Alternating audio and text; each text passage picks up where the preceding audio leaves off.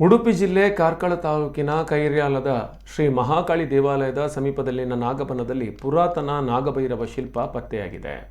ಶಿರ್ವದ ಎಂಎಸ್ಆರ್ಎಸ್ ಕಾಲೇಜಿನ ಇತಿಹಾಸ ಮತ್ತು ಪುರಾತತ್ವಶಾಸ್ತ್ರ ವಿಭಾಗದ ಸಹ ಪ್ರಾಧ್ಯಾಪಕ ಪ್ರೊಫೆಸರ್ ಟಿ ಮುರುಗೇಶ್ ಅವರು ತಮ್ಮ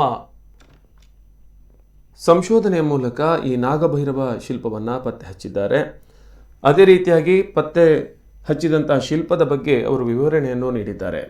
ಆಯತಾಕಾರದ ಬಳಪದ ಶಿಲೆಯ ಕೆಳಭಾಗದಲ್ಲಿ ಕಾಲು ಮಂಡಲದ 4 ಪವಿತ್ರ ಗಂಟುಗಳನ್ನು ಒಳಗೊಂಡ ಒಂದು ನಾಗರಾಜನ ಶಿಲ್ಪ ರಚಿಸಲಾಗಿದ್ದು, ನಾಗನ ಹೆಡೆಯ ಮೇಲೆ ಚತುರ್ಬಾಹು ನಾಗಭೈರವ ಶಿಲ್ಪವನ್ನು ನಿಂತಂತೆ ರಚಿಸಲಾಗಿದೆ. ಹಿಂದಿನ 2 ಕೈಗಳಲ್ಲಿ 2 ಹೆಡೆಬಿಚ್ಚಿದ ನಾಗಗಳನ್ನು ಹಿಡಿದಂತೆ ಚಿತ್ರಿಸಲಾಗಿದೆ.